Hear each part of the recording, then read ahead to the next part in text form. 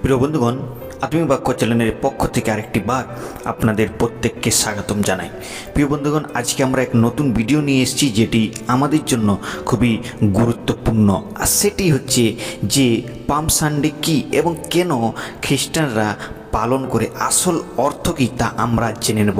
আজ আমরা জানব যে অনেকেই এই দিনটি পালন করে কিন্তু এর গভীরতা এবং অর্থ অনেকেই জানেন না। অনেক খ্রিস্টানরা যারা রয়েছে তারা এই পাম সানডের দিনটি বা খেজুর পত্রের পর্বকে পালন করে, কিন্তু কেন পালন করা হয়, এর অর্থটি কী এবং এর ইতিহাস কী এবং কবে থেকে এই বিষয়টি শুরু হয়েছে, আজকের এই ভিডিওটিতে আমরা এই সকল বিষয়গুলিকে আলোচনা করব।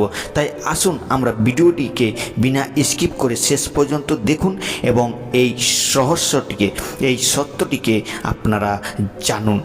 আমরা যদি বিশেষ করে দেখি এর ইতিহাসটা কিভাবে হয়েছে, পাম সানডের ঘটনাকে যদি আমরা দেখি, পবিত্র শাস্ত্র বাইবেলে 4টি সুসমাচারই আমরা এই ঘটনাকে পাই। প্রভু যীশু যখন জেরুজালেমে প্রবেশ করেছিলেন আর সেই সময়ে এই ঘটনাটি ঘটেছিল। বিশেষ করে আমরা একটি অংশ থেকে আলোচনা করব। মথি লিখিত সুসমাচার তার 21 অধ্যায় 6 থেকে 11 পদ পর্যন্ত। পরে ওই শিষ্যেরা গিয়া যিশুর আজ্ঞা অনুসারে কার্য করিলেন, গর্ধবীকে ও শাবকটিকে আনিলেন এবং তাহাদের উপরে আপনার বস্ত্র পাতিয়া দিলেন, আর তিনি তাহার উপরে বসিলেন। আর ভিড়ের মধ্যে অধিকাংশ লোক আপন আপন বস্ত্র পথে পাতিয়া দিলেন এবং অন্য অন্য লোক গাছের ডাল কাটিয়া পথে ছড়াইয়া দিল। আর যেন সকল লোক তাহার অগ্রপশ্চাৎ যাইতেছিল, তাহারা চেঁচাইয়া বলিতে লাগিল, হোসান্না দাউদ সন্তান, ধন্য যিনি প্রভুর নামে আসিতেছেন ঊর্ধ্বলোকে, হোসান্না। আর তিনি জেরুজালেমে প্রবেশ করিলেন, নগরময় হুলস্থুল পড়িয়া গেল। সকলে কহিল, উনি কে?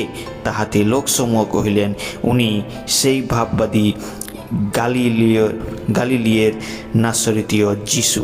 এখানে আমরা দেখতে পাই যে হোসান্না হোসান্না করে যিশুর সেই নামকে তারা উচ্চারিত করছেন। প্রভু যিশু যখন জেরুজালেমে প্রবেশ করছিলেন, তিনি গাধার বাচ্চাকে তিনি বেছে নিলেন আর তার উপরে তিনি চললেন। এখানে প্রশ্ন ওঠে, কেন গাধা? কারণ এটি শান্তির প্রতীক। যিশু দেখাতে চেয়েছিলেন তিনি যুদ্ধের জন্য কোনো রাজা নয়, তিনি অধিকারের জন্য কোনো রাজা নয়, বরং তিনি হচ্ছেন শান্তির রাজা। মানুষেরা তখন নিজেদের কাপড়কে তারা বিছিয়ে দিলেন এবং খেজুর পাতাকে নেড়ে তাকে স্বাগত জানালেন।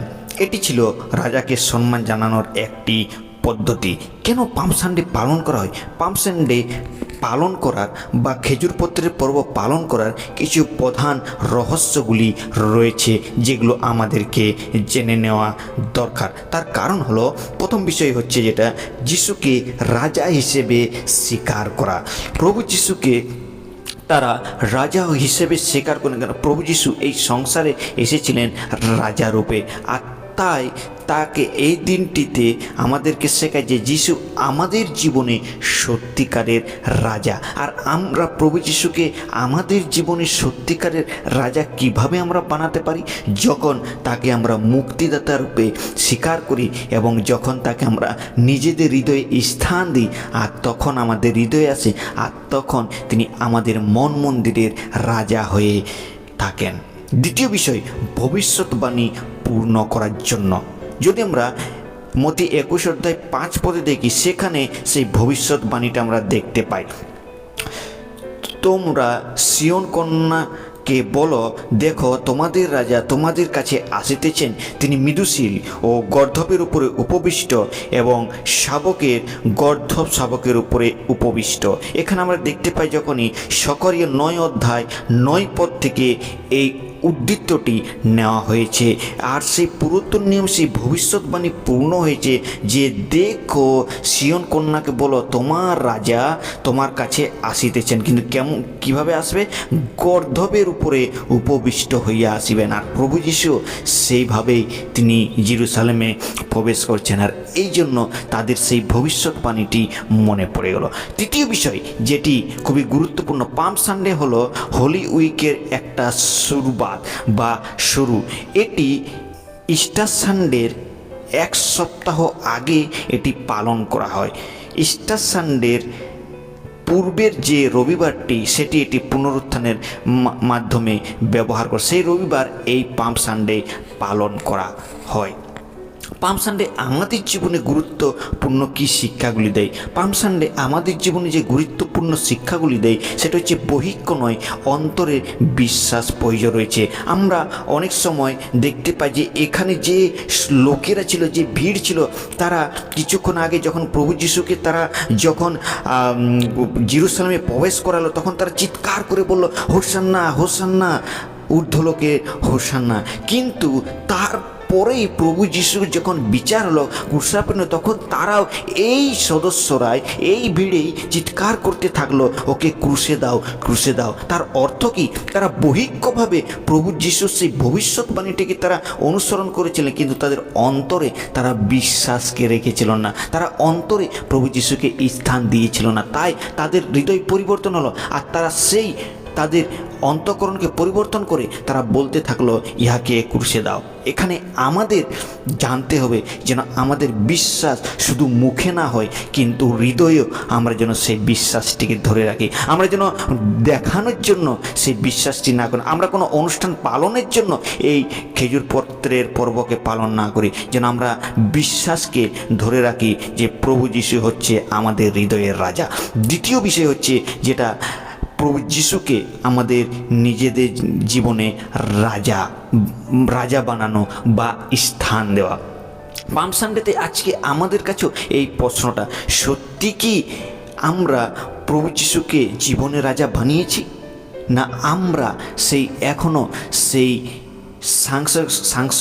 সাংসারিকতায় বা অডিয়েন্সরা যেরকম করেছিল আমরা কি সেরকম করছি? সেখানের ভিড়েরা যেরকম করেছিল, তারা প্রভু যিশুকে হোসান্না করলো, আবার তারাই বললো ক্রুশে দাও। কিন্তু আমাদের প্রয়োজন রয়েছে যেন আমরা হৃদয়ে স্থান দিই, তাকে যেন রাজা বানাই। তৃতীয় বিষয় হচ্ছে যেন নম্রতা আমরা যেন নিজেদের জীবনে প্রকাশ করতে পারি। প্রভু যিশু রাজা হয়েও তিনি গাধার উপরে চড়লেন, এবং সেখানে থেকে আমরা জানতে পাই যে আমাদের জীবনে নম্রতা থাকা খুবই গুরুত্বপূর্ণ বিষয়। এবার পাম সানডের উদ্দেশ্যটা কি? পাম সানডের মূল উদ্দেশ্য হলো যিশুর আগমনকে স্মরণ করা এবং তাকে রাজা হিসেবে গ্রহণ করা এবং আমাদের হৃদয়কে প্রস্তুত করা এবং ক্রুশের পথকে সঠিকভাবে শেখা। এটি শুধুমাত্র একটি কোনো উৎসব নয়, এটি হচ্ছে আত্মিক জাগরণের একটি দিন। প্রিয় বন্ধুরা, পাম সানডে আমাদেরকে শেখায় যিশু শুধু ইতিহাসের একজন ব্যক্তি নয়, প্রভু যিশু তিনি আজও আমাদের জীবনের রাজা হতে চান। যদি আমরা তাকে উদ্ধারকর্তা রূপে স্বীকার করি, যদি তাকে আমরা বলি প্রভু যিশু তুমি আমার হৃদয়ে আসো, আর তাহলে প্রভু যিশু আমাদের হৃদয়ে আসবেন আর তিনি আমাদের হৃদয়ে রাজা হবেন। আপনি কি সিদ্ধান্ত নিতে চান? আসুন এই ভিডিওর দ্বারা আপনি সিদ্ধান্ত নিন, আপনি কি শুধু হোসান্না বলবেন, নাকি সত্যি সেই প্রভু যিশুকে রাজা হিসেবে নিজের হৃদয়ে অংশগ্রহণ করবেন, নিজের হৃদয়ে স্থানকে দিবেন? আপনি কিভাবে প্রভু যিশুকে উদ্ধারকর্তা রূপে স্বীকার করবেন? আপনি কিভাবে প্রভুকে স্থান দেবেন? হোসান্না বলার দ্বারা, নাকি তাকে রাজা হিসেবে হৃদয়ে গ্রহণ করার দ্বারা? প্রিয় বন্ধুগণ, এই সানডেতে আসুন আমরা সঠিক এক সিদ্ধান্ত নিই যে প্রভু যিশু যে আমাদের এই সংসার আসার মূল উদ্দেশ্যটা কি, তার কারণটা কি। তিনি রাজা হিসেবে এসেছিলেন কিন্তু কোনো সেবা পাওয়ার জন্য নয়, কিন্তু আমাদের জন্য মুক্তির মূল্যরূপে নিজের প্রাণকে দিয়ে দেওয়ার জন্য। আর তিনি সেটাই পূর্ণ করেছিলেন, আর তিনি নিজের প্রাণকে কালভারি ক্রুশের উপরে দিয়ে দিয়েছিলেন যেন আমরা মুক্তি পেতে পারি। তাই প্রিয় বন্ধুগণ, আসুন আমরাও সেই বিষয়টিকে নিজেদের অন্তরে আরেকটিবার যাচ্ছা করি এবং প্রভু যিশুকে উদ্ধারকর্তার উপরে স্বীকার করি। তাহলে আমাদের সঠিক পাম সানডে উদযাপন করার এক সঠিক দিন হবে। প্রিয়রা, আসুন আমরা সেই বিষয়টিকে পালন করি এবং ঈশ্বরের নামকে মহিমান্বিত করি। এই ছোট্ট চিন্তাধারা দ্বারা ঈশ্বর আপনাদের প্রত্যেককে আশীর্বাদ করুন। ঈশ্বরের নাম মহিমান্বিত হোক। আপনাদের প্রত্যেককে জয় যিশু।